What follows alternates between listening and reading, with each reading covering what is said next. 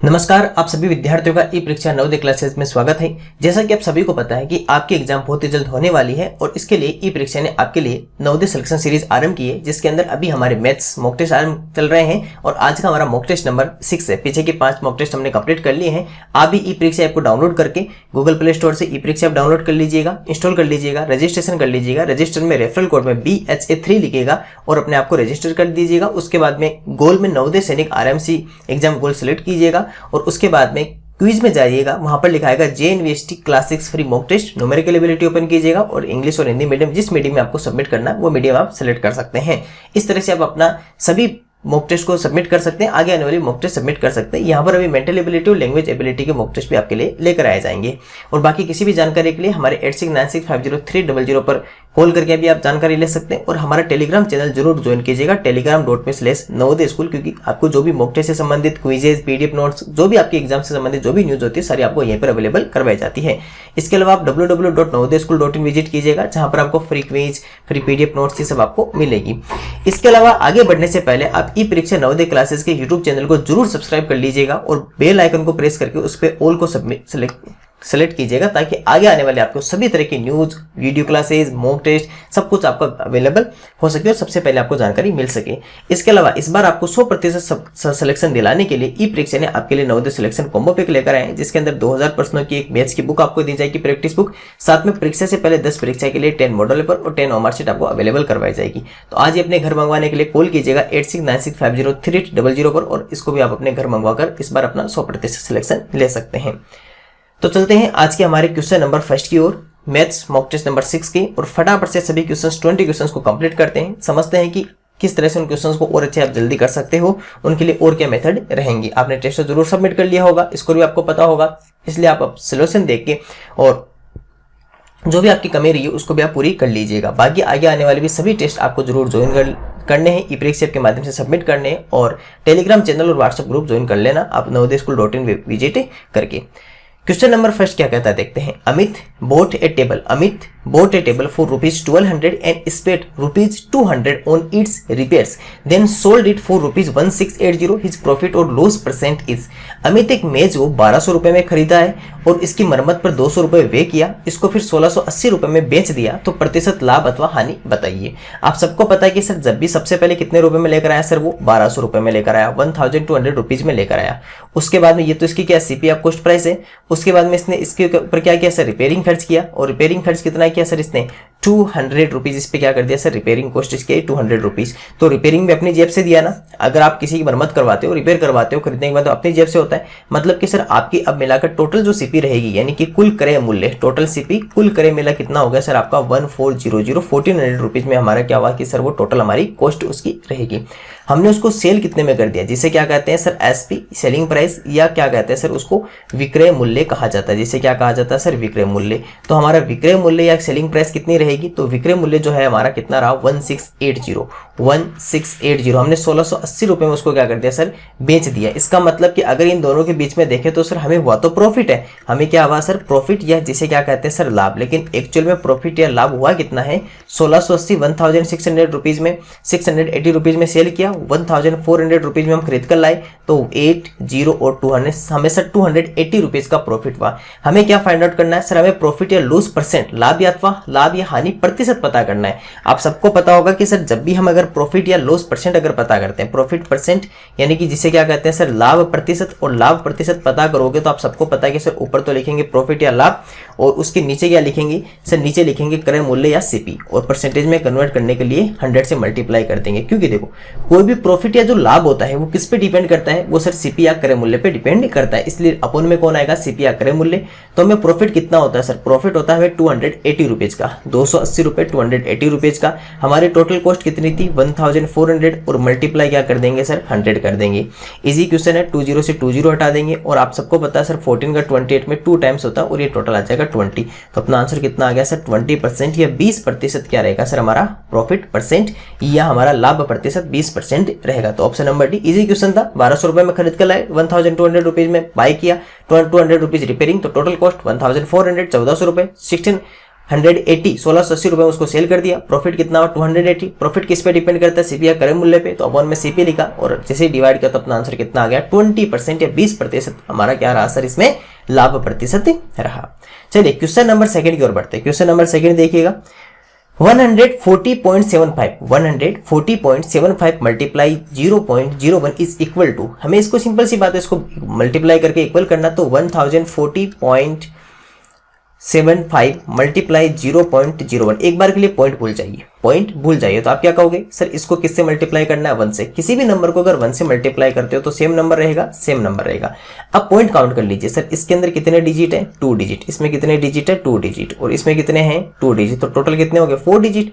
कितने हो गए 4, तो 1 2 3 4 और यहां पर क्या लगा दे सर पॉइंट लगा दे, तो 1.4075 ऑप्शन नंबर सी। ऐसे देखो इस तरह के अगर ऑप्शंस होते हैं तो उसमें थोड़ा सा ध्यान रखा करो, क्योंकि देखो क्या होता है कि ये सभी ऑप्शंस एक जैसे जल्दबाजी में दिखाई देते हैं, हमें ये भी ऐसा दिखाई देगा, ये भी दिखाई देगा, ये भी दिखाएगा, तो देखो ज्यादा ऑप्शन जो सी और डी है ये दोनों ज्यादा एक दूसरे के दिखाई देते हैं। और ध्यान रखना पॉइंट के आराम से काउंट करना, 2 डिजिट 4 डिजिट, कई बार क्या होगा कुछ बच्चे 5 डिजिट काउंट करके ऑप्शन नंबर डी टिक कर देंगे, लेकिन ऐसी गलती आप सभी को नहीं करनी। इसीलिए बार बार हम आपके लिए अच्छे मॉक टेस्ट और अच्छे क्वेश्चंस इसलिए लाते हैं ताकि आप उन क्वेश्चंस को देखकर ये अंदाजा लगा सकते हो कि कहां आप गलती हो सकती है आपसे, उन गलती को याद रखो, एग्जाम में वो गलती नहीं करके इस बार आप 100% सिलेक्शन ले सको।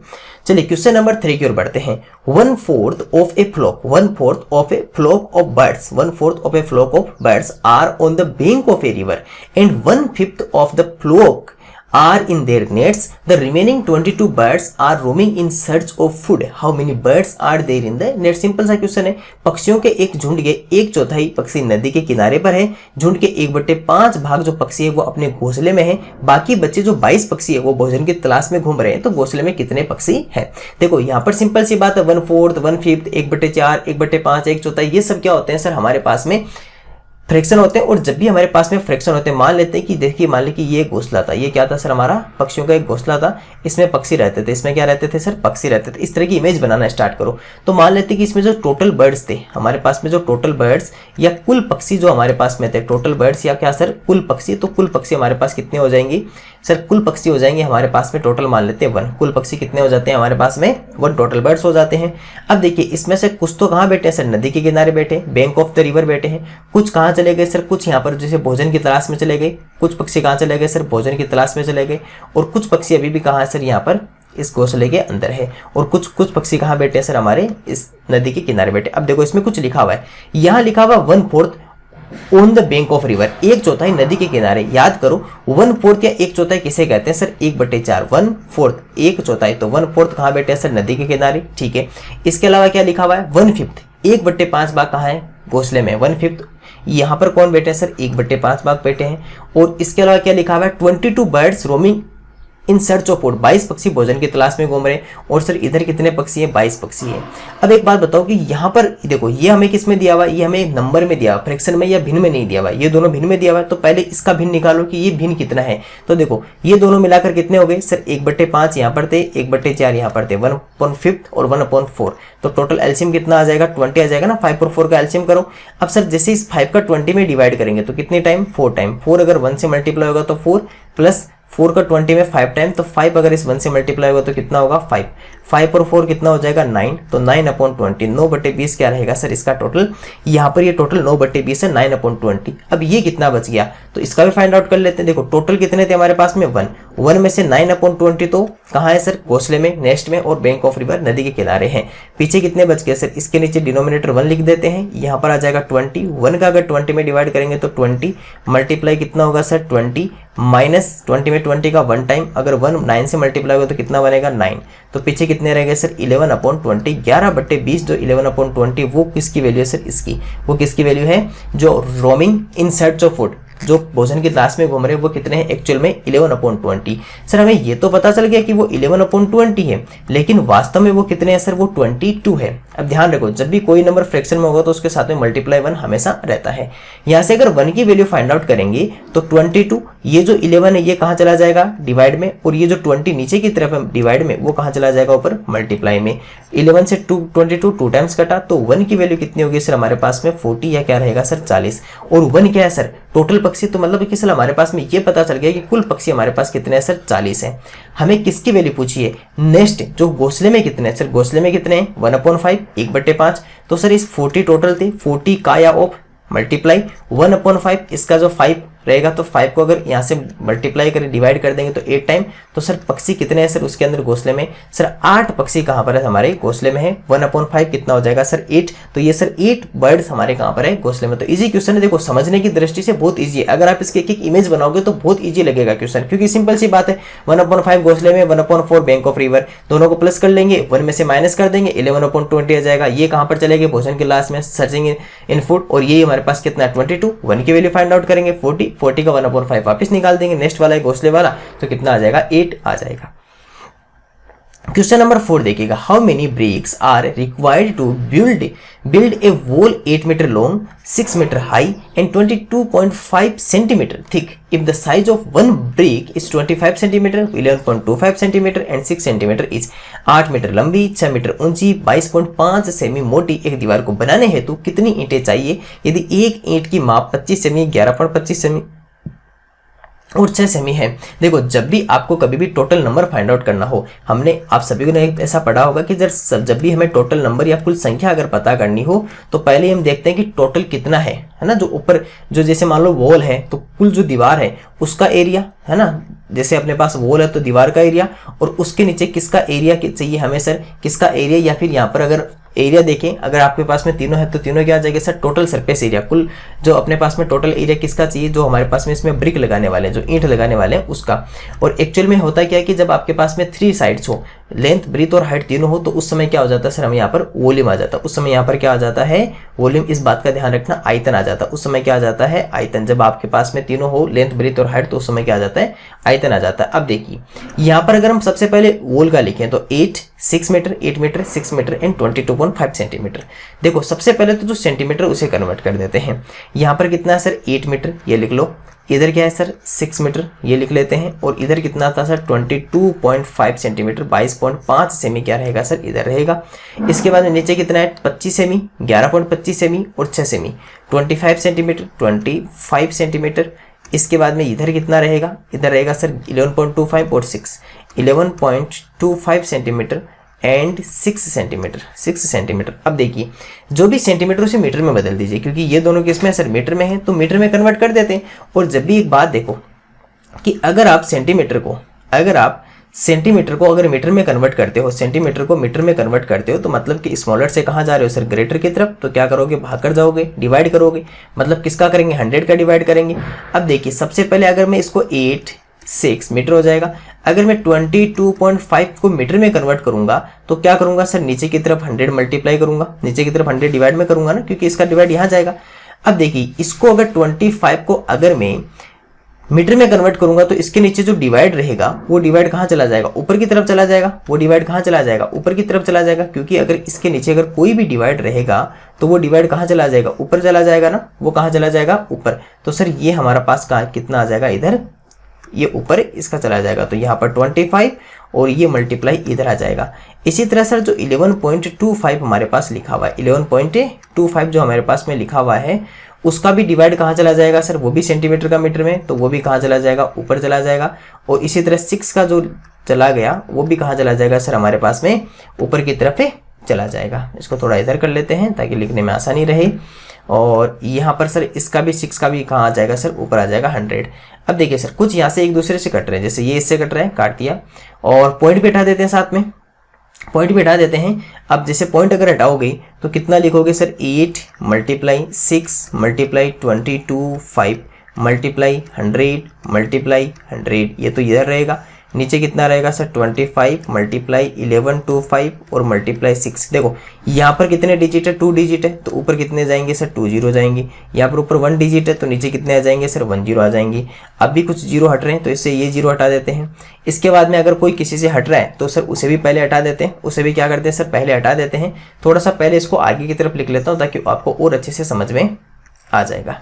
ठीक है, आगे आपको और अच्छे से मैं दिखा पाऊँ कि एक्चुअल में यहाँ पर क्या हो रहा है। देखो अब देखो यहाँ पर इसको डिवाइड करेंगे, इसको सोल्व करते हैं। देखो सबसे पहले आप सबको पता है कि सर 225 की टेबल में दिखाई देता है।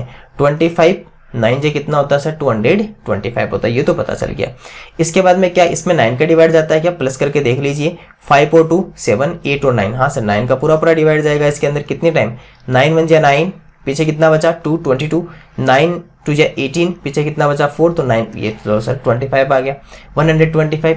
अब आप सबको पता है कि सर इन दोनों में 25 का डिवाइड कर सकते हैं, 25 4 जा 100 और 125 कितना होता है 25 5 जा 125, ये लीजिए। अगर आपको 25 की टेबल लेते हो तो इजीली 5 का डिवाइड कर लेना, ठीक है। अब देखो सर यहाँ से अगर आप करना चाहो तो इस 5 का डिवाइड करोगे तो यहाँ पर कितना जाएगा सर 20 टाइम जाएगा, ये 6 जो है वो 6 से कट जाएगा, 6 इससे 6 से कट जाएगा। अब नीचे की तरफ कोई है नहीं सर, नीचे की तरफ कोई नहीं है, यहाँ कितना बचा 8, यहाँ 9 तो कट गया, यहाँ पर रहा 4, यहाँ पर कितना रहा 20 और यहाँ पर देखो ये भी एक 10 और बचा हुआ है, यहाँ पर कितना बचा सर 10। चलो मल्टीप्लाई करो, 8 4 जा 8 4 जा, या फिर ऐसे कर लीजिए 2 4 जा 8 और 8 8 जा 64, 8 8 जा 64 और 0 0, तो आंसर कितना है सर 6400 या 6400 क्या रहेगी सर हमारी वो टोटल ईंट या टोटल ब्रिक्स कितनी रहेगी 6400 रहेगी। तो इजी है, देखो ये आपको याद रखना है कि अगर आपको लेंथ ब्रेथ और हाइट टोटल दे रखी हो तो टोटल वॉल का वॉल्यूम फाइंड आउट कर लो, उसके बाद में टोटल एक ब्रिक का वॉल्यूम फाइंड आउट कर लो, फिर पता कर लो कि किसका कितना रहेगा। अगर ओनली 2 डिजिट 2 हो, हमें लेंथ और ब्रेथ दो ही हो, फ्लोर आ जाए तो उस समय क्या लेंथ और ब्रेथ को दोनों काम में ले लीजिए। बस ये ध्यान रखना, मीटर वेट देखो यहाँ पर सेंटीमीटर दिया हुआ है तो सेंटीमीटर को पहले मीटर में कन्वर्ट करना, तो 100 का डिवाइड करना है तो ऊपर नीचे जैसे हम डिवाइड करेंगे तो अपना आंसर निकल कर आ जाएगा। बाकी आप इजीली है 5 का डिवाइड कर लो, 2 का डिवाइड कर लो, 4 का डिवाइड कर लो, ऊपर नीचे डिवाइड करते रहो और अपने आंसर निकल जाएगा। चलिए क्वेश्चन नंबर 5 की ओर बढ़ते हैं। A park is 1500 metre long and 750 metre wide. A cyclist has to make 4 rounds of this park. How long will take at a speed of 4.5 kilometre और हाउ लॉन्ग विल टेक। इसका मतलब हमें क्या find out करना है, time find out करना है। एक पार्क 1500 मीटर लंबा तथा 750 मीटर चौड़ा है। एक साइकिल सवार को इस पार्क के 4 चक्कर लगाने हैं। 4.5 किलोमीटर प्रति घंटा की चाल से उसे कितना समय लगेगा। देखो सबसे पहले हमें क्या दिया हुआ है, अलग अलग साइड है ना, लेंथ और ब्रेथ अलग अलग है। इसका मतलब क्या, एक रेक्टेंगल है, तो सर ये हमने बना दिया एक रेक्टेंगल। क्या कहा कि सर ये 1500 मीटर 1500 मीटर तो क्या sir long and 750 metre 750 metre क्या है हमारे पास में वाइड है।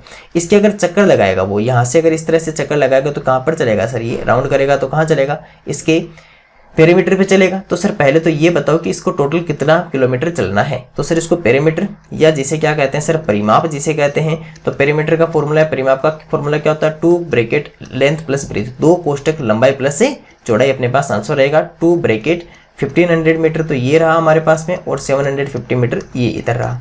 1500 और 750 को प्लस कर दीजिए, 502 तो इधर आ जाएगा 50 और 7 और 5 कितना हो गया सर हमारे पास पे 22। अब 22 को 2 से मल्टीप्लाई कर दीजिए 44 और ये कितना हो जाएगा, इस सबको मल्टीप्लाई करेंगे तो अपने पास कितना आ जाएगा सर हमारे पास में 44 और ये आ जाएगा सर 45।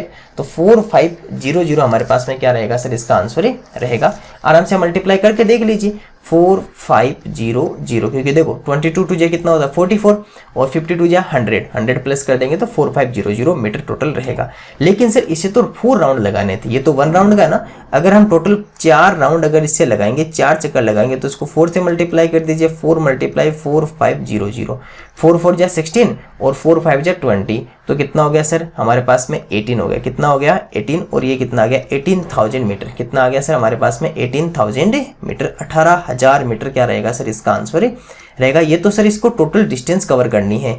ऑप्शन देखते हैं किसमें दिए हुए हैं सर, ऑप्शन हमें दिए हुए हैं आवर्स में और इसकी स्पीड क्या है sir 4.5 kilometre per hour, 4.5 kilometre प्रति घंटे सर हमें क्या दे रखी है सर, इसकी स्पीड दे रखी है। अब इसकी देखो टोटल डिस्टेंस अगर हम पता करें, टोटल डिस्टेंस या कुल दूरी, तो कुल दूरी तो कितनी होगी 18,000 मीटर, 18,000 मीटर पता चल गई। और इसकी जो स्पीड या चाल हमें दे रखी है वो कितनी दे रखी है सर 4.5 किलोमीटर पर आवर। अब एक बात देखो, ये मीटर में है, ये किलोमीटर में है, तो इसे भी किस में बदल दे सर, किलोमीटर में बदल दे। तो किलोमीटर में बदलेंगे तो क्या करते हैं 1000 का डिवाइड करेंगे, तो 18,000 में 18,000 में अगर 1000 या 1000 का डिवाइड करोगे तो कितना हो जाएगा सर 18 किलोमीटर या 18 किलोमीटर क्या रहेगा सर हमें हमारे पास में आंसर रहेगा। कितना रहेगा 18 किलोमीटर या 18 किलोमीटर इसका आंसर डिस्टेंस रहेगी। हमें क्या बताना है सर, इसका टाइम या समय बताना है, कितना समय इसको लगेगा। टाइम के लिए क्या होता है डिस्टेंस अपॉन स्पीड, दूरी बट्टे चाल, दूरी बट्टे चाल। तो सर 18 किलोमीटर इधर आ गया और नीचे डिवाइड किसका कर दें 4.5 किलोमीटर पर आवर। एक बात देखो, अगर जैसे आप ये पॉइंट हटाओगे तो ऊपर की तरफ क्या चला जाएगा सर 0 चला जाएगा क्योंकि पॉइंट के बाद में 1 डिजिट है। नीचे कितना रहेगा 45 रहेगा। 9 का डिवाइड कर सकते हो, 9 2 जा 18, 9 5 जा 45, 5 का इसमें करेंगे तो 2 टाइम्स 2 2 जा 4, और आंसर कितना आ गया सर 4 आवर्स या 4 घंटे क्या रहेगा सर हमारे पास में आंसर रहेगा ऑप्शन नंबर डी रहेगा। तो ये भी इजी क्वेश्चन है। पहले पेरीमीटर फाइंड आउट किया, उसको 4 से मल्टीप्लाई किया तो टोटल डिस्टेंस आ गई, डिस्टेंस मीटर में थी किलोमीटर में कन्वर्ट कर दिया, और उसके बाद में टाइम के लिए डिस्टेंस अपॉन स्पीड का फॉर्मूला लगाकर हमने 4 आवर्स क्या निकाल दिया सर, हमने इसका टाइम फाइंड आउट कर लिया। चलिए question number 6, prime factors of 640 640 का अभाज्य गुणनखंड बताइए। कितना है जी अभाज्य गुणनखंड बताना। जब भी प्राइम फैक्टर्स करते हैं तो उसका क्या कर सकते हैं सर, हमेशा एलसीएम करेंगे, हमेशा क्या करेंगे एलसीएम करेंगे। तो 2 तो 3 2 0, 2 का डिवाइड करेंगे तो 160, अगर 2 का डिवाइड करोगे तो कितना आ जाएगा 80, 2 का डिवाइड करेंगे तो कितना आ जाएगा 40, 2 का डिवाइड करेंगे तो 20, 20 में 2 का डिवाइड करेंगे तो सर 10, अगर इसमें फिर से 2 का डिवाइड करेंगे 5, और 5 में 2 का डिवाइड करेंगे तो 1। चेक कर लीजिए 1 2 3 4 5 6 7, 7 टाइम काउंट कीजिए। ज़्यादा ये लग रहा है 1 2 3 4 5 6 7 और ये रहा, तो क्या हो गया सर हमारा ऑप्शन नंबर डी इसका राइट आंसर रहेगा। तो इजी है कि प्राइम फैक्टर से या अभाज्य गुणनखंड जब भी पता करते हो तो एलसीएम कर लीजिए, और जो एलसीएम का वैल्यू होगा वही क्या होगा सर इसका आंसर रहेगा। तो ये इसका ऑप्शन नंबर डी इसका आंसर रहेगा। तो ये एक इजी क्वेश्चन था, छोटा question. Question number 70, perimeter of a square and a rectangle are same. Perimeter of a square and rectangle are, इसका मतलब कि सर स्क्वायर का perimeter and rectangle perimeter are equal if the side of the square is 16 metre and the length of the rectangle is 18 metre. हमें length given है rectangle की and side square की side given है, हमें breadth of the rectangle find out करना है। एक वर्ग तथा एक आयत, इन दोनों का परिमाप समान है, परिमाप मतलब दोनों का परिमाप समान है, तो पहले इन दोनों के परिमाप को बराबर करेंगे। यदि एक वर्ग की भुजा आपको दे रखी है 16 मीटर तथा आयत की लंबाई आपको 18 मीटर दे रखी है, तो आयत की चौड़ाई बताइए।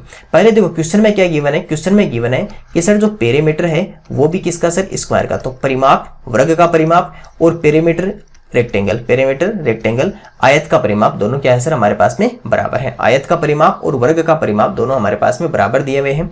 एक बात बताइए, पेरीमीटर ऑफ स्क्वायर या वर्ग का परिमाप क्या होता है सर 4 मल्टीप्लाई साइड या 4 गुना भुजा होता है। इसी तरह सर पेरीमीटर ऑफ रेक्टेंगल आयत का परिमाप क्या होता है sir 2 bracket length plus breadth, 2 कोष्टक लंबाई प्लस चौड़ाई। हमें क्या गिवन है, हमें गिवन है सर वर्ग की भुजा या साइड ऑफ स्क्वायर हमें गिवन है कितनी 16 मीटर, तो 4 मल्टीप्लाई ये कितना हो जाएगा 16 मीटर, तो इधर आ जाएगा। उसके बाद में इधर 2 ब्रैकेट, इसमें क्या गिवन है सर हमें लेंथ ऑफ रेक्टेंगल 18 मीटर, लंबाई दी हुई आयत की 18 मीटर दी हुई है, तो ये आगे सर 18 मीटर प्लस ब्रीथ हमें नहीं गिवन है, ये तो फाइंड आउट करनी है। अब देखिए सर ये जो 2 इधर मल्टीप्लाई में है वो कहाँ चला जाएगा, इधर डिवाइड में चला जाएगा। चलिए इसको मल्टीप्लाई भी कर लीजिए, 16 4 से कितना होता है 64, और 64 में 2 का डिवाइड कर दीजिए तो कितना आ जाएगा 32 मीटर, इधर आंसर आ गया। ठीक है, और इसके बाद में इधर कितना रहा 18 मीटर प्लस क्या रहा सर हमारे पास में ब्रीथ या चौड़ाई फाइंड आउट करनी है, तो 18 मीटर इधर प्लस का है, उधर जाके किसका हो जाएगा माइनस का, तो 32 मीटर में से अगर आप 18 मीटर माइनस कर दोगे तो आपके पास में आंसर कितना रहेगा 32 में से 18 माइनस कर दीजिए तो हमारे पास कितना रहा सर 14 मीटर, कितना रहा 14 मीटर, और यही किसकी वैल्यू सर इसकी ब्रीथ या चौड़ाई की वैल्यू है। तो इजी क्वेश्चन था, हमने आसानी से आप पता कर सकते हो 14 मीटर। पहले जो क्वेश्चन में गिवन है उसे लिख लीजिए। क्वेश्चन में दिया हुआ था कि परिमाप वर्ग का परिमाप और आयत का परिमाप दोनों बराबर है, square of perimeter and perimeter of rectangle दोनों इक्वल है। हमने दोनों का फॉर्मूला यूज किया, पेरीमीटर ऑफ स्क्वायर 4 गुना भुजा है 4 मल्टीप्लाई साइड, और आयत का परिमाप या रेक्टेंगल पेरीमीटर ऑफ रेक्टेंगल क्या होता है 2 ब्रैकेट लेंथ प्लस बी, 2 कोष्टक लंबाई प्लस चौड़ाई। जो हमें वैल्यू गिवन थे उसकी वैल्यू को पुटअप किया, अपने आप आंसर कितना निकल कर आ गया 14 मीटर या 14 मीटर आंसर रहेगा। Question number 8, in how many years will a sum of rupees 1200 amounts to rupees 1800 at 5% per annum simple interest। मतलब कि सर क्या फाइंड आउट करना है हमें, how many years time find out करना है। 1200 कितने हो गए 1800, कितने वर्षों में 1200 रुपए की राशि 5% वार्षिक साधारण ब्याज की दर से 1800 रुपए हो जाएगी। सिंपल सी बात है कि सर पहले 1200 रुपीज थे, अब वो बदल कर कितने हो गए 1800, 1800 रुपए हो गए, तो मतलब कितने का प्लस हो गया सर 600। और प्लस हमेशा क्या होता है ये आप सबको पता है कि सर जो भी प्लस होता है उसे क्या कहते हैं हम इंटरेस्ट, या क्या होता है सर ब्याज कहते हैं, उसे क्या कहते हैं ब्याज। टाइम हमें नहीं पता कि सर कितना है इसका टाइम, लेकिन सर इसकी रेट हमें दी हुई है, क्या है 5% पर एनम, 5% वार्षिक ब्याज हमें क्या दिया है रेट दिया हुआ है। टाइम का फॉर्मूला क्या होता है interest multiply 100 upon principal amount multiply rate. अगर आपसे मैं समय का सूत्र पूछूं तो समय का सूत्र आप क्या बताओगे, आप बताओगे सर ब्याज गुणा 100, ब्याज गुणा 100 बट्टे मूलधन गुणा दर, मूलधन गुणा दर, ये हमें आप कहोगे। तो देखिए इंटरेस्ट है ब्याज कितना सर 600 रुपीज 600 रुपए गुणा मल्टीप्लाई 100 और अपॉन में क्या आ जाएगी प्रिंसिपल अमाउंट जो कितना सर 1200 रुपए या 1200 रुपीज मल्टीप्लाई रेट कितनी सर हमारे पास में रेट है 5% 5%। इसके बाद में सर 20 से 20 हट गया और 6 का 12 में कितने टाइम 2 टाइम। अब देखिए इन दोनों को मल्टीप्लाई कर लीजिए, 2 5 जे कितना होगा 10, 2 5 जे कितना होगा 10। तो 100 में अगर आप 10 का डिवाइड करोगे तो आंसर कितना आ जाएगा 10% या 10%, सॉरी 10 ईयर, क्योंकि टाइम फाइंड आउट करना रेट तो थी, हमें कितना आ जाएगा 10 ईयर्स या 10 वर्ष क्या रहेगा सर इसका आंसर रहेगा। तो बहुत ईजी था कि टाइम फाइंड आउट करना, तो टाइम का फॉर्मूला लगा लो, इंटरेस्ट आपको गिवन है, रेट आपको गिवन है, प्रिंसिपल अमाउंट आपको गिवन है, तो इजीली बहुत जल्दी इसका आंसर निकल कर आ जाएगा। Question number 9, the nearest result in whole numbers of the following expression is, निम्नलिखित व्यंजक का निकटतम परिणाम या पूर्ण संख्या में बताएं। तो निकटतम परिणाम, अब देखिए पहले अगर मैं इसको देखूं 49.6 किसके ज्यादा नजदीक है, तो आपको सर ये 50 के ज्यादा नजदीक है, निकट नियरेस्ट किसके 50 के। 10.2 किसके निकट है 10 के हैं, माइनस 7.1 किसके हैं 7, मल्टीप्लाई 29.7, अगर 5 और मोर देन 5 होने पर ये बढ़ जाता है तो ये किसके निकट चला गया सर 30 की, माइनस 5.15 रहेगा और 20.1 मल्टीप्लाई कितना रहेगा 20, सिंपल सा मल्टीप्लाई है। इधर कितना हो गया सर हमारे पास में 500 माइनस ये, अब पहले मल्टीप्लाई वो वी बोर्ड मास के रूल से पहले मल्टीप्लाई करेंगे, 7 3 21 तो 210, ये दोनों भी मल्टीप्लाई करेंगे तो कितना हो जाएगा सर 100 हो जाएगा। अब देखिए सर दो अगर सेम नंबर के माइनस माइनस के हो तो क्या हो जाता है सर हमेशा प्लस हो जाता है, इस बात का ध्यान रखना। इन दोनों को ऐड कर देंगे तो कितना हो गया हमारे पास में 200 और 300, तो 500 माइनस 310 हो गया। अगर 310 500 में से माइनस करोगे तो आपके पास में कितना बचेगा 90 और ये बचेगा 1, तो कितना बचेगा 190 या 190 क्या रहेगा सर अपने पास में आंसर रहेगा 190 इसका आंसर रहेगा। बहुत ईजी है कि आपको सबसे पहले इसको नियरेस्ट में या निकटतम परिणाम में बदल दीजिए, 5 और मोर देन 5 होने पर पॉइंट के बाद में तो चेंज होता जाएगा। और उसके बाद इस बात का ध्यान रखना माइनस माइनस अगर दो सेम नंबर अगर माइनस माइनस के हो तो पहले उन दोनों को ऐड करो और जो भी ग्रेटर नंबर उसका साइन लगाओ। तो ग्रेटर नंबर 210 था, माइनस का था, तो यह भी कौन सा का रहेगा माइनस का रहेगा। और फिर 500 में से 310 माइनस कर दिया तो कितना आंसर आ गया 190, 190 आपका क्या रहेगा सर आंसर रहेगा। चलिए question number 10, we reached our destination it's 12:45 PM after travelling for 4.5 hours, what time did we start the journey. अपने गंतव्य पर 4.5 घंटे या 4 से 1/2 घंटे यात्रा करने के पश्चात 2:45 अपराह्न PM दोपहर के पर पहुंचे। हमने यात्रा कितने बजे आरंभ की। सिंपल सी बात है, देखो सबसे पहले आप कब पहुंचे, आप पहुंचे सर 2:45 अपराह्न 2:45 PM पर हम क्या पहुंच गए सर यहाँ पर पहुंच गए। उससे पहले आपने जर्नी कितने समय की आप यहाँ से चले तो यहाँ से चलकर यहाँ तक पहुंचने में आपको जो टाइम कंप्लीट हुआ वो हमें टाइम कितना लगा सर 4.5 hours, 4 से 1/2 घंटे, जिसे क्या लिख सकते हैं हम 4 hours and 30 minutes लिख सकते हैं, जिसे 4 hours and 30 minutes यही तो कह सकते हैं। ठीक है सर, अब देखिए पहले इसमें से एक काम करो, वापस 30 मिनट माइनस कम कर दो, 30 मिनट्स पहले कम कर दो। अगर आप 45 पे से 30 कम करोगे तो आप कहां पर पहुंच गए सर 2:15 PM, क्योंकि देखो पहले इक्वल बनाओ। अब आपके पास कितने और रही, अब सर हमने 4 घंटा और चला, 4 hours और चले। ठीक है, अब इसमें से कम करना स्टार्ट करो। पहले 1 hour कम किया तो कितना आ गया 1:15 PM, अभी PM ही चलेगा ना 12 तक। तो फिर 1 hour और कम किया तो कितना आ गया सर 12:15 PM, कितना आ गया 12:15 PM। फिर से 1 hour कम किया, 1 hour फिर और कम किया तो कितना आ गया सर 11:15, और 11:15 पे आते क्या हो जाएगा AM आ जाएगा, क्योंकि 12 से पीछे क्या आ जाता है AM आ जाता है। और फिर 1 hour और कम किया तो कितना आ गया सर 10:15 AM। और इस तरह से सर हमारा क्या रहेगा सर इसका टोटल आंसर रहेगा। इसलिए हम कब स्टार्ट किए थे सर 10:15 AM या 10:15 AM पर, 10:15 AM या पूर्वाहन 10:15 AM या 10:15 पूर्वाह्न पर हमने क्या किया था सर अपनी जर्नी को स्टार्ट किया था, ये गंतव्य तक जाने के लिए आरंभ किया था। सिंपल सा बात है, पहले जो ऊपर के 30 मिनट्स है उसको माइनस कर दीजिए तो पता चल जाएगा कहां पर आ गया 2:15, फिर 1 hour कम करते गए और अपना आंसर आ गया 10:15 AM। बस ध्यान रखना यहां से जब जैसे 12 से पीछे आओगे, 12 से पीछे जाओगे तो जो PM है वो PM किस में कन्वर्ट हो जाएगा सर AM में, जो अपराह्न है वो पूर्वाह्न में चला जाएगा, इस बात का ध्यान रखना। और इस तरह आपका आंसर कितना आ जाएगा 10:15 AM आ जाएगा। इस तरह हमने 10 क्वेश्चंस कंप्लीट कर लिए हैं। बाकी आपको अगर किसी भी तरह की जानकारी चाहिए तो आप www.navodayaschool.in विजिट कीजिएगा, यहाँ से व्हाट्सएप ग्रुप, टेलीग्राम चैनल सब ज्वाइन कीजिएगा, क्विज़, PDF नोट सब कुछ डाउनलोड कीजिएगा और अपनी तैयारी को बेहतर करते रहिएगा। चलिए आगे की ओर बढ़ते हैं। Question number 11, A number B is 10% less than another number C and C is 5% more than 150, then B is equal to, एक संख्या जो B है वो एक अन्य संख्या C से 10% तो कम है तथा जो C है वो 150 से 5% अधिक है, तो B किसके बराबर है। पहले तो देखो जो क्वेश्चन में लिखा हुआ है, क्वेश्चन बहुत टिपिकल लग रहा है ना, आपको समझ में नहीं आ रहा लाइन पढ़ने से, पहले जो लिखा हुआ उसको एक एक बात को बाहर निकालो। पहले क्या लिखा हुआ है b is 10% less than another number c। पहले यहां तक सुनो, b एक अन्य संख्या c से 10% कम है, ठीक है। हमारा जो b है अपने पास में वो क्या है, c से 10% कम है, मतलब c का ही 10%, c से कितना कम है 10%। अब ये मत करना c माइनस 10% नहीं, c से 10% कम है, 10% लेस देन ऑफ c, तो c का इसका ही तो 10% निकालेंगे ना, ये इसमें से क्या कर देंगे सर, इसमें से माइनस कर देंगे c में से, ये इसके इक्वल रहेगा, ठीक है सर। इसके बाद में क्या कहा, इसके बाद में कहा कि जो c है, c is 5% more than 150, c 150 से 5% अधिक है, और जो c है, जो हमारे पास c दिया हुआ है,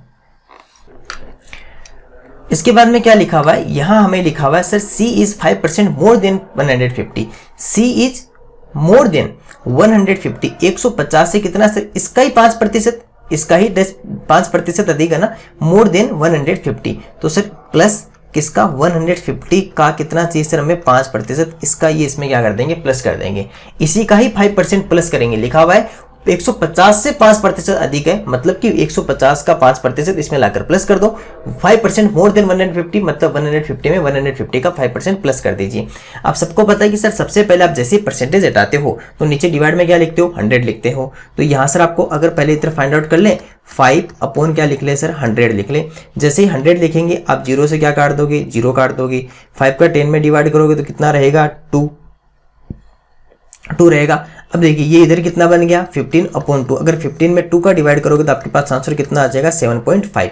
इसका मतलब आपने 150 में 7.5 प्लस कर दिया तो आपके पास में कितना आ गया 157.5, कितना आ गया 157.5, ये हमारे पास में c की वैल्यू है। अब अगर आप एक बात देखिए, यहाँ पर आपको ये तो पता चल गया कि सर ये तो 157.5 है, इसमें से इसका ही 10%, तो सर इस 157.5 का 10% भी फाइंड आउट कर लीजिए। 10% करेंगे, परसेंटेज हटाएंगे, नीचे डिवाइड में 0 लिखेंगे, 0 से 0 हट जाएगा, नीचे कितना रहा सर 157.5/10। अगर डिवाइड में 0 होता है तो पॉइंट किधर जाता है लेफ्ट साइड में, कितने डिजिट है 1 डिजिट, तो पॉइंट कहाँ जाएगा सर इस जगह आ जाएगा, तो ये कितना बन गया सर 15.75, ये हमारे पास आंसर रहेगा। अब इसमें से कितना माइनस कर दें 15.75 और माइनस कर दीजिए, तो देखिए अगर आप 157.5 में से 15.75 अगर आप माइनस करोगे तो माइनस करो 10 माइनस 5 तो 5, 14 माइनस 7 7, पीछे कितना रहा यहाँ पर 6, 6 माइनस 5 तो 1, और ये इधर कितना रहेगा 14, तो 141.75 141.75 क्या रहेगा सर हमारे पास में, ऑप्शन नंबर डी आंसर ही रहेगा। तो इस तरह से ध्यान रखना, पहले आपको क्या किया जो क्वेश्चन में गिवन है उसे लिखो, फिर आपको सी का पहले वैल्यू आपको गिवन थी तो सी का 150 का 5% फाइंड आउट किया, उसको इसमें 150 में प्लस किया, 150 में जोड़ा, सी की वैल्यू आ गई, सी का 10% फाइंड आउट किया, नीचे 0 था तो डिवाइड में इधर आ गया पॉइंट, और उसको फिर इसमें से सी में से माइनस कर दिया, तो अपना आंसर आ गया 141.75। चलिए क्वेश्चन नंबर 12 देखिए, the sum of the greatest common factor HCF and least common multiple LCM of 45, 60 and 75। 45, 60 और 75 के महत्तम समापवर्तक HCF तथा लघुत्तम समापवर्तक LCM का योगफल होगा। सिंपल सा है, पहले इनका LCM निकाल लीजिए, फिर HCF निकाल लीजिए। अगर इनका LCM निकालेंगे तो नंबर कौन कौन से 45, 60 एंड 75, 45, 60 एंड 75। चलिए इसका एलसीएम फाइंड आउट करते हैं। जैसे अगर आप एलसीएम करोगे तो 2 का डिवाइड किया, 2 का 15 का भी कर सकते हो, तीनों में 15 का जा रहा है, 15 का भी कर सकते हो। 2 का डिवाइड कर लेते हैं, इधर कितना रहा 30 और इधर कितना रहा 75। फिर से अगर 2 का डिवाइड किया तो कितना रहा सर 45, इधर कितना रहेगा 15 और इधर कितना रहेगा 75। 3 का डिवाइड किया तो यहाँ पर कितना आया 15, यहाँ पर 5 और यहाँ पर रहेगा सर 25। 3 का डिवाइड करने पर फिर कितना आया हमारे पास में 5 और ये कितना आया 25। 5 का डिवाइड किया तो कितना आया 1 1 एंड 5 एंड इसके बाद में 5 का डिवाइड किया तो 1 1 एंड 1। एलसीएम कितना आ गया 2 multiply 2 multiply 3 multiply 3 multiply 5 multiply 5।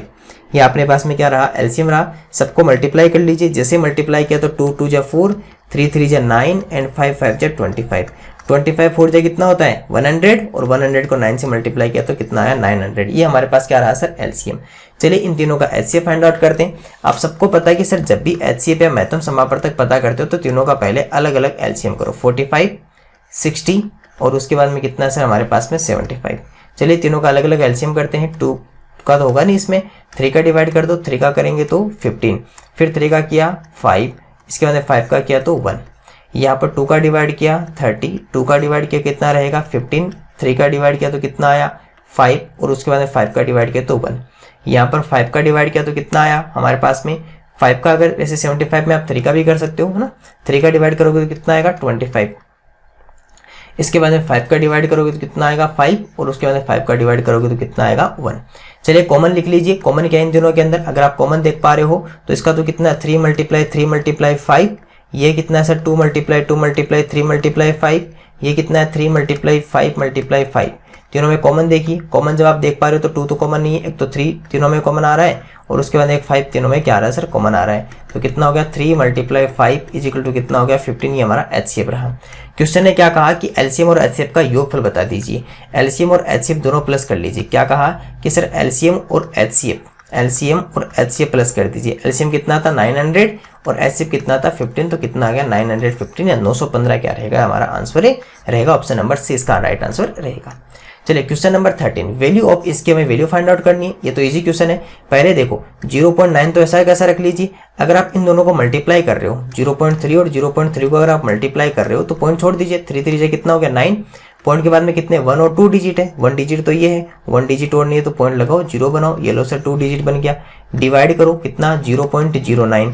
एक बात बताओ 0.9 में अगर आप 0.09 का डिवाइड करोगे तो पहले तो पॉइंट हटा दीजिए, पॉइंट हटाएंगे तो ऊपर 9 रहेगा, तो नीचे कितना आ जाएगा 1 डिजिट तो 0 10 आ जाएगा। नीचे अगर 9 रहेगा 2 डिजिट है तो ऊपर कितने चले जाएंगे सर 2 डिजिट चले जाएंगे। अब 9 से तो 9 डिवाइड हो जाएगा और 0 से 0 कट जाएगा और पीछे हमारे पास आंसर कितना रह जाएगा 10 हमारे पास क्या रहेगा सर इसका आंसर रहेगा। तो आंसर कितना आ गया इसका भी, इसका आ गया सर ऑप्शन नंबर डी 10 आ गया। तो ये भी इजी क्वेश्चन था, बस इन दोनों को मल्टीप्लाई करके 0 का ध्यान रखना, 2 डिजिट है तो ऐसा कई बार बच्चे ऐसे कर देते हैं 0.9 और फिर इसका आंसर कितना कर देंगे 0.9 में 0.9 करके 1 कर देंगे। ऐसी गलती करेंगे, आपको ऐसी गलती नहीं करनी है। क्यों? क्योंकि पॉइंट के बाद में 2 डिजिट है, 1 डिजिट नहीं है तो वहां पर 0 लेके आओ, तो 0 लेके फिर पॉइंट लगाएंगे, इसलिए इसका आंसर 10 रहेगा 1 नहीं रहेगा। चलिए question number 14, what is the difference between the largest 6 digit number and the largest 5 digit number. 6 अंकों की बड़ी से बड़ी संख्या तथा 5 अंकों की बड़ी से बड़ी संख्या का अंतर क्या होगा। एक बात देखिए, अगर मैं लार्जेस्ट 6 डिजिट नंबर लिखूं, अगर 6 डिजिट की लार्जेस्ट नंबर लिखूं 1 2 3 4 5 6, तो इसका मतलब सब जगह क्या लिख देंगे 9 लिख देंगे लार्जेस्ट या बड़ी से बड़ी संख्या के लिए। इसके बाद 5 अंकों की बड़ी से बड़ी, ये भी बड़ी से बड़ी है, तो सर 5 अंकों की अगर आप बड़ी से बड़ी लिखोगे तो 1 2 3 4 5, इसका मतलब इन सब की जगह भी क्या लिख दीजिए सर 9 लिख दीजिए। फिर इनका क्या करना है अंतर यानी माइनस करना है, तो माइनस करना तो 0 0 0 0 0 और ये कितना आ जाएगा 9, तो टोटल अपना आंसर कितना आ जाएगा 9 0 0 0 0। तो ऑप्शन नंबर डी इसका क्या रहेगा सर राइट आंसर रहेगा। तो ये भी इजी क्वेश्चन है, बस थोड़ा सा ध्यान रखना है, करते समय से इजी क्वेश्चन गलत होने के बहुत ज्यादा चांसेस रहते हैं क्योंकि जल्दबाजी में गलती कर देते हैं। What is the difference between the largest 7 digit number and smallest 4 digit number।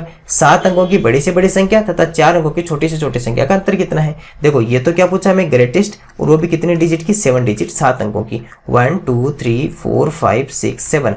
Greatest जब भी नंबर लिखते हैं तो सभी जगह क्या लिख देते हैं सर हम सभी जगह 9 लिख देते हैं, सभी जगह क्या लिख देते हैं 9। इसके बाद में हम क्या लिखते हैं छोटी से छोटी स्मॉलेस्ट, स्मॉलेस्ट में कितना आ जाएगा सर 4 डिजिट 4 अंकों की छोटी से छोटी 1 2 3 4, तो छोटी से छोटी लिखोगे तो 1 0 0 0, ये आ गई स्मॉलेस्ट।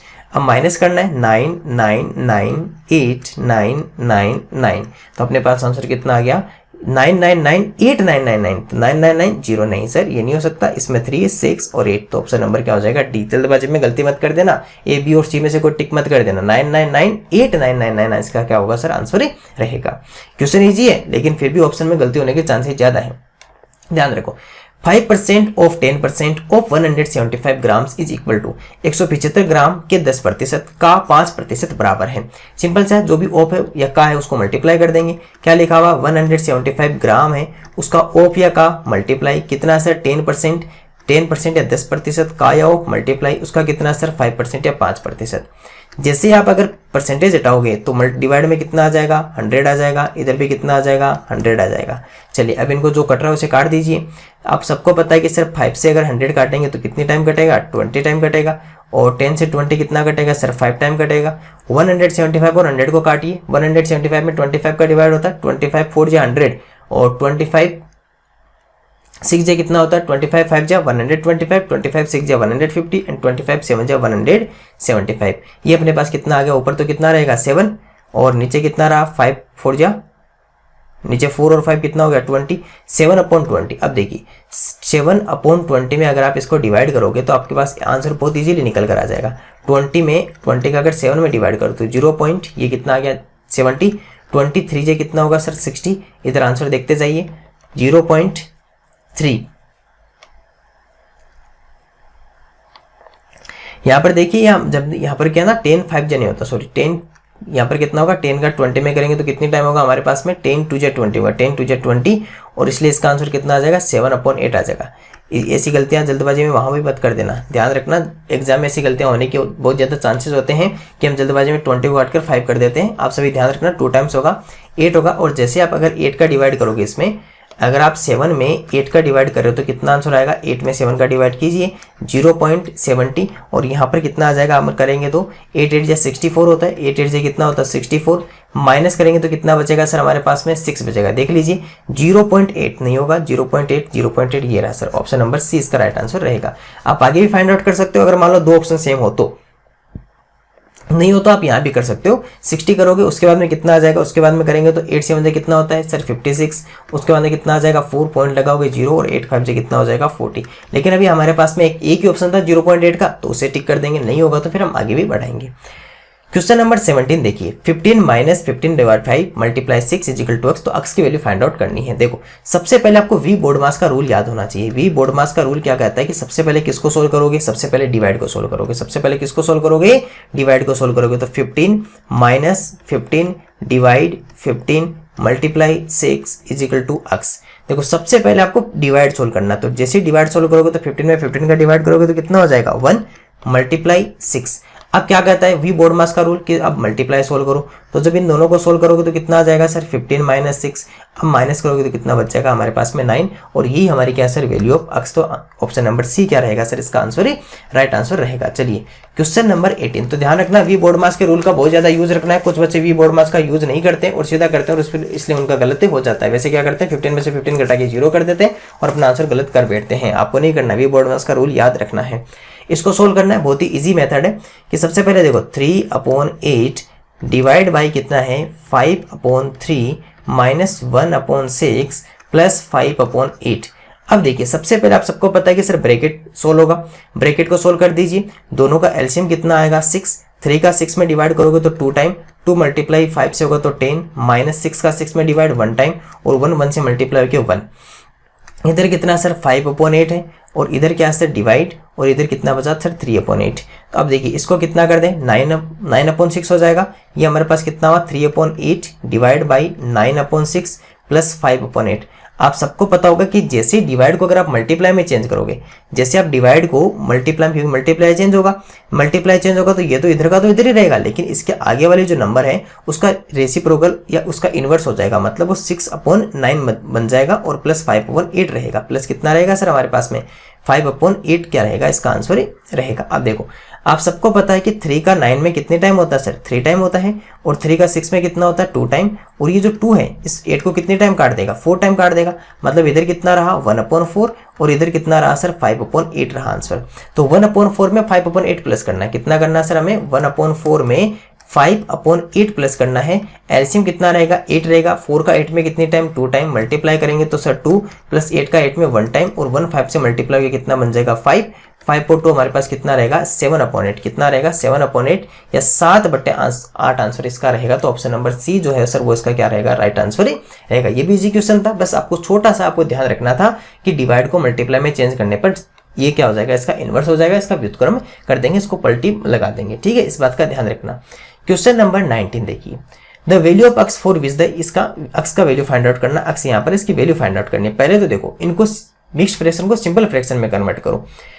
11 3 जा 33, ये दोनों आपस में मल्टीप्लाई होंगे फिर ये प्लस होगा, तो 11 3 जा 33, 33 में 7 प्लस करोगे तो कितना आ जाएगा 40, तो 40/11 मल्टीप्लाई ये कितना रहेगा सर 11/5 और इधर अगर करेंगे तो डिवाइड क्या हो जाएगा सर 3/7 मल्टीप्लाई क्या रहेगा x इजिकल टू कितना रहेगा 4/3।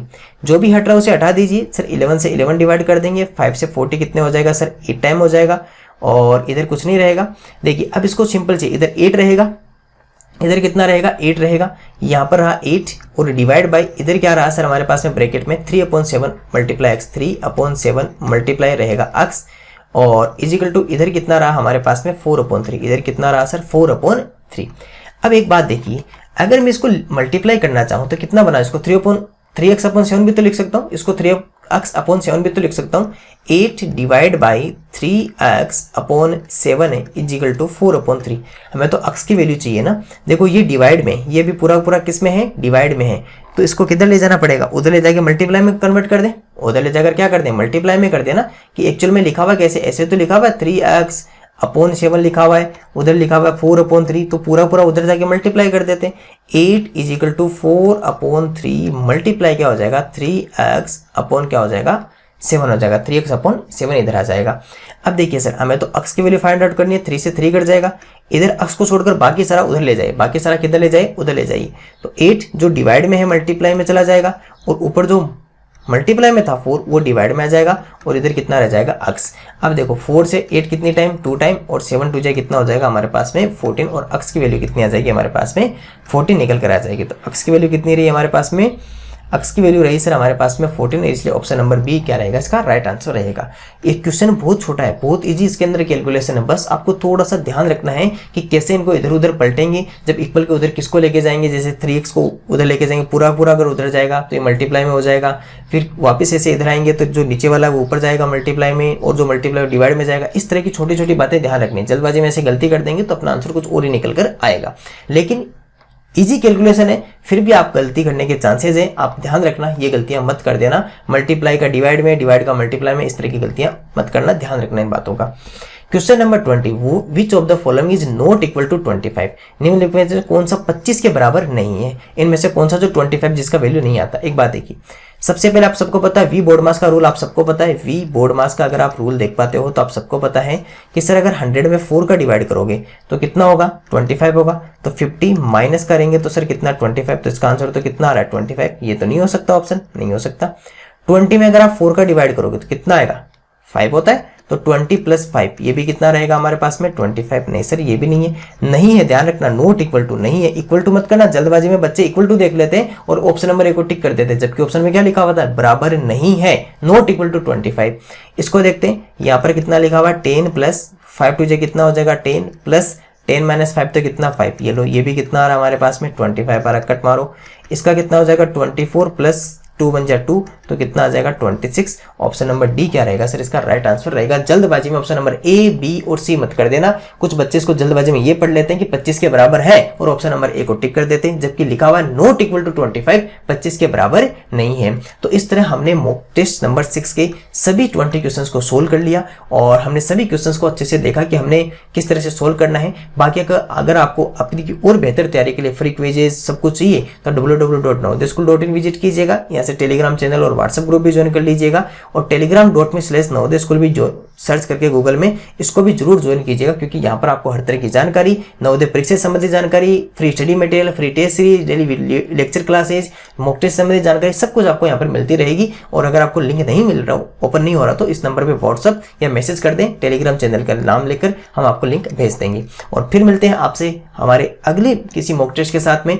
तब तक के लिए अपनी तैयारी को बेहतर करते रहिए और हमारे साथ जुड़े रहिएगा और हर तरह से जो आपकी तैयारी के लिए जो भी हम नोट्स, पीडीएफ सब कुछ भेजते हैं उनको ज़्यादा से ज़्यादा सोल्व कीजिएगा। और ज़्यादा सिलेक्शन की तैयारी के लिए ई परीक्षा ऐप का जो नवोदय सिलेक्शन कॉम्बो पैक है उसे भी जरूर घर मंगवाइएगा और परीक्षा से पहले 10 परीक्षाएं देकर अपनी तैयारी को जांच कीजिएगा और मैथ की तैयारी के लिए 2000 प्रश्नों की बुक को जरूर सोल्व कीजिएगा। Thank you.